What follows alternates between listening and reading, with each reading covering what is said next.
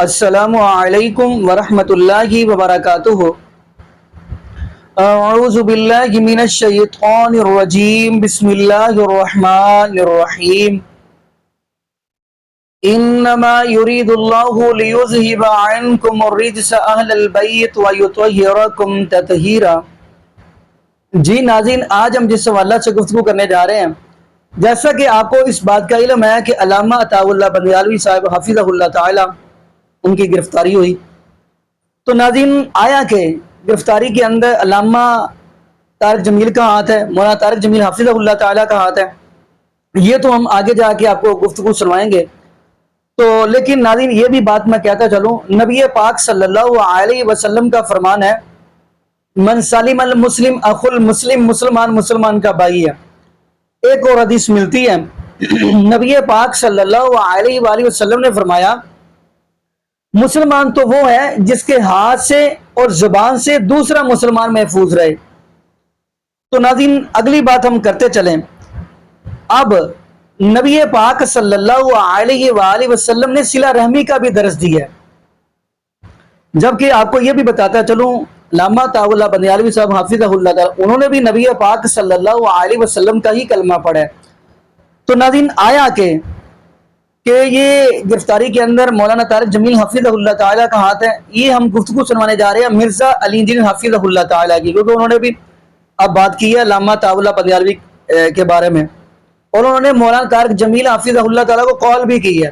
کال کر کے کیا سوال کیا، کیا پوچھا، وہ ہم انہی کی زبانی گفتگو سنتے ہیں، پھر انشاءاللہ ناظرین آگے ہم بھی گفتگو کریں گے۔ تو آئیے ناظرین مل کے گفتگو سنتے ہیں۔ طارق جمیل صاحب نے ان کو گرفتار کروایا ہے، تو میں نے بجائے کوئی رائے قائم کرنے کے کل شام کو طارق جمیل صاحب کو فون کیا۔ پتہ اتنی بات ضرور ہے کہ وہ عرصہ دراز سے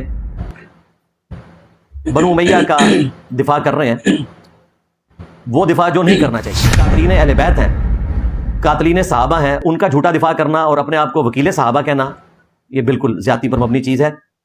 آپ وکیل ہیں لیکن قاتلین صحابہ کے وکیل ہیں، صحابہ کرام کے وکیل نہیں ہیں۔ اگر وکالت آپ نے کرنی ہے تو عمار بن یاسر کی کریں، پھر پتہ چلے گا کہ آپ وکیل صحابہ ہیں۔ کہ تم لوگ جو نعرہ لگاتے ہو سیاست معاویہ زندہ باد، تو پھر سیاست علی کیا ہوئی؟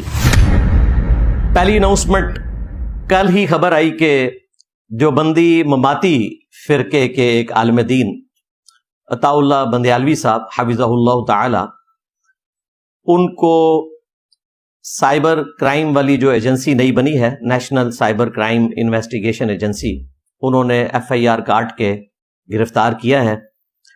اور سوشل میڈیا پہ ماحول یہ بنایا جا رہا تھا کہ شاید یہ طارق جمیل صاحب نے ان کو گرفتار کروایا ہے۔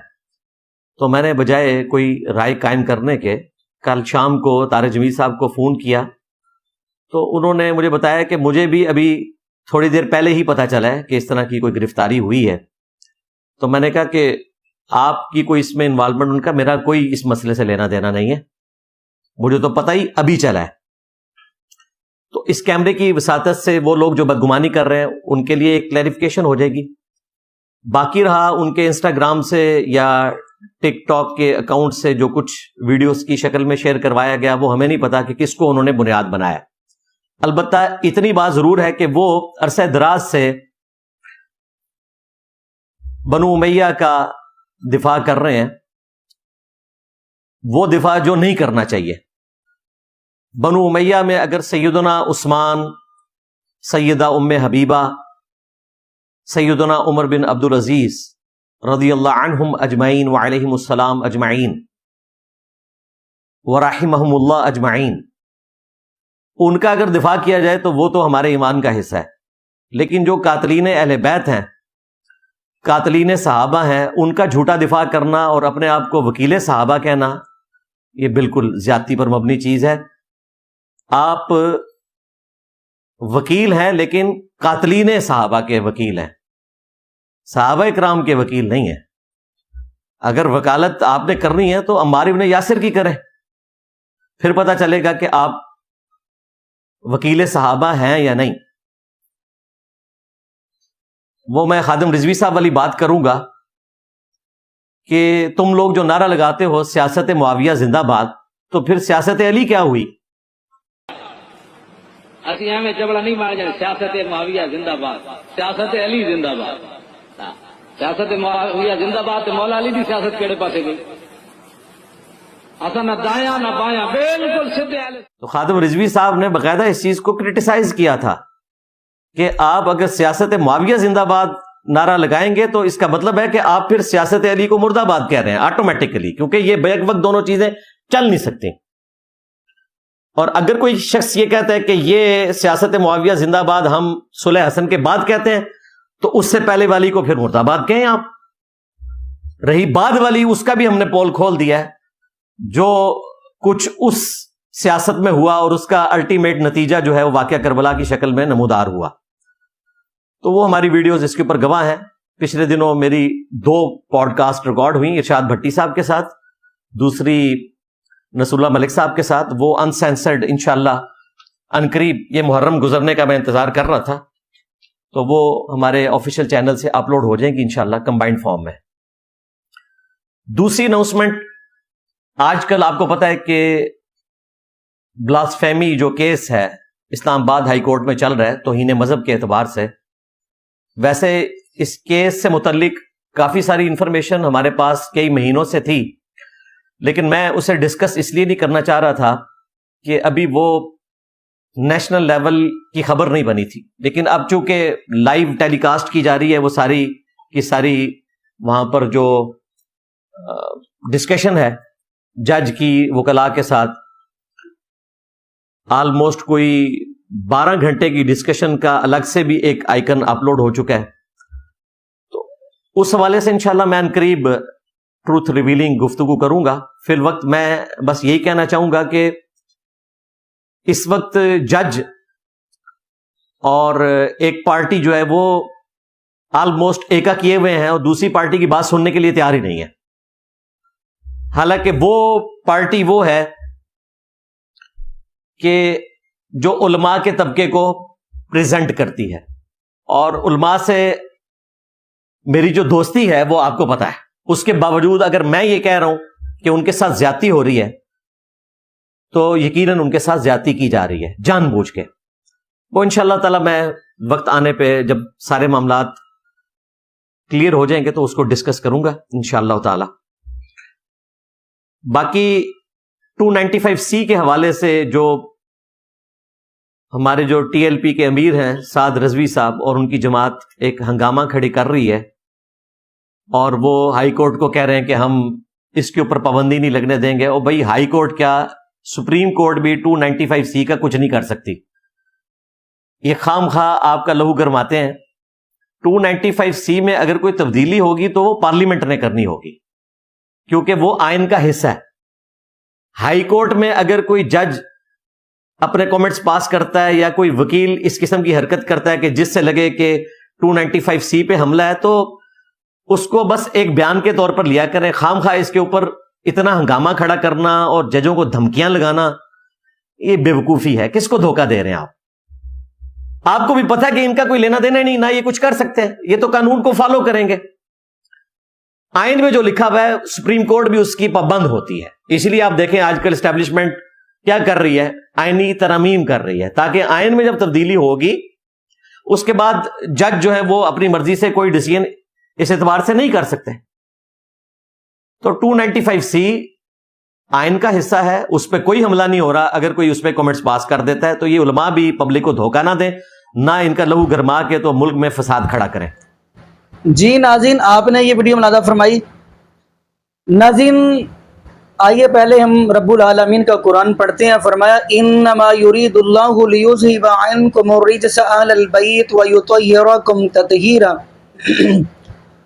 جو بندہ نبی پاک صلی اللہ علیہ وآلہ وسلم کے اہل بیت کے ساتھ، یہ میں بات کہہ دوں کہ جو بندہ نبی پاک صلی اللہ علیہ وآلہ وسلم کے اہل بیت کے ساتھ سچے دل کے ساتھ محبت اور پیار نہیں کرتا، اس کا ایمان ہی مکمل نہیں ہے۔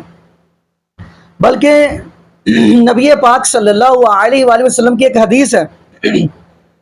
حدیث کیا ہے؟ نبی پاک صلی اللہ علیہ وسلم فرماتے ہیں میں آپ کے پاس 2 چیزیں چھوڑ کر جا رہا ہوں۔ نمبر 1 رب العالمین کا قرآن چھوڑ کر جا رہا ہوں، نمبر 2 میں آپ کے پاس اہل بیت چھوڑ کر جا رہا ہوں۔ اہل بیت سے محبت کریے گا۔ جو بندہ اہل بیت سے محبت اور پیار کرے گا یقین مانیے وہ نبی پاک صلی اللہ علیہ وآلہ وسلم کا بھی محبوب ہے، رب العالمین کا بھی محبوب ہے۔ تو ناظرین، نبی پاک صلی اللہ علیہ وآلہ وسلم کے اہل بیت، نبی پاک صلی اللہ علیہ وآلہ وسلم کے اہل بیت وہ ہیں جن کے بارے میں قرآن کہہ رہا ہے انما یرید اللہ لیذھب عنکم الرجس اہل البیت ویطہرکم تطہیرا۔ ناظرین، اہل بیت کے اندر نبی پاک صلی اللہ علیہ وآلہ وسلم کی ازواج مطہرات بھی آتی ہیں، اور نبی پاک صلی اللہ علیہ وآلہ وسلم کی چاروں بیٹیاں، کیونکہ آپ کو پتہ ہے کچھ لوگ نبی پاک صلی اللہ علیہ وآلہ وسلم کی 3 بیٹیوں کا انکار کرتے ہیں کیونکہ ان کو قرآن ہی نہیں آتا۔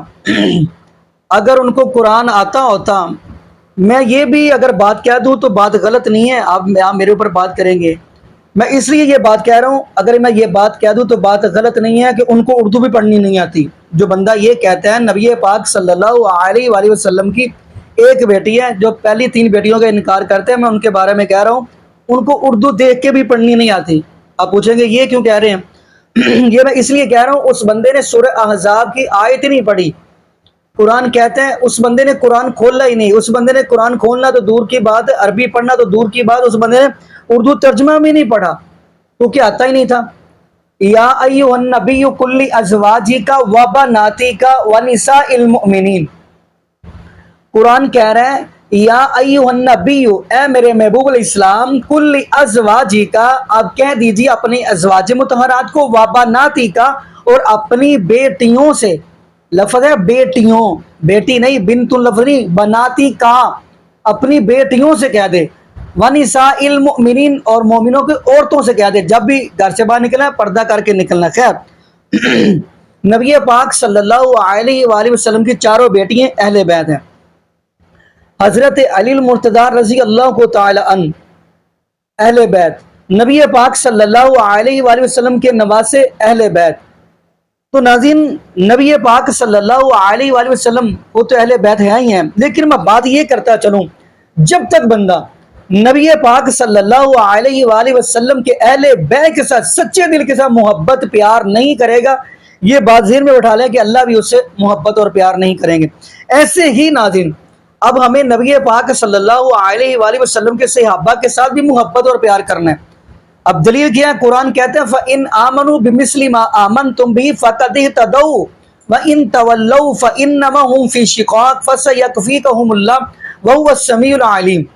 فرمایا اگر ایمان لانا ہے تو نبی پاک صلی اللہ علیہ وآلہ وسلم کے صحابہ جیسا لے کر آئیں، بلکہ اہل بیت نبی پاک صلی اللہ علیہ وآلہ وسلم کے صحابہ کو اپنے ساتھ جوڑتے تھے اور صحابہ اہل بیت کو اپنے ساتھ جوڑ کر رکھتے تھے۔ دلیل کیا ہے؟ اب دیکھیں گے حضرت علی المرتضیٰ رضی اللہ کو اپنے بیٹوں کے نام حضرت ابو بکر کے نام پر بھی رکھ رہے ہیں، پیارے عمر کے نام پر بھی رکھ رہے ہیں، حضرت عثمان غنی کے نام پر بھی رکھ رہے ہیں۔ آگے حضرت حسن حسین رضی اللہ کو تعالیٰ عنہما وہ بھی اپنے بیٹوں کے نام ابو بکر صدیق کے نام پر رکھ رہے ہیں، پیارے عمر فاروق رضی اللہ کے نام پر رکھ رہے ہیں، پیارے عثمان غنی رضی اللہ تعالیٰ کے نام کے اوپر رکھ رہے ہیں۔ تو ناظرین، صحابہ اہل بیت کو اپنے ساتھ جوڑ رہے ہیں اور اہل بیت صحابہ کو اپنے ساتھ جوڑ رہے ہیں۔ باقی ناظرین یہاں پہ ہم دعا کریں گے اللہ پاک ہمیں نبی پاک صلی اللہ علیہ وآلہ وسلم کے اہل بیت کے ساتھ سچے دل کے ساتھ محبت اور پیار کرنے کی توفیق عطا فرمائے، اور نبی پاک صلی اللہ علیہ وآلہ وسلم کے صحابہ کے ساتھ بھی سچے دل کے ساتھ محبت اور پیار کرنے کی توفیق عطا فرمائے۔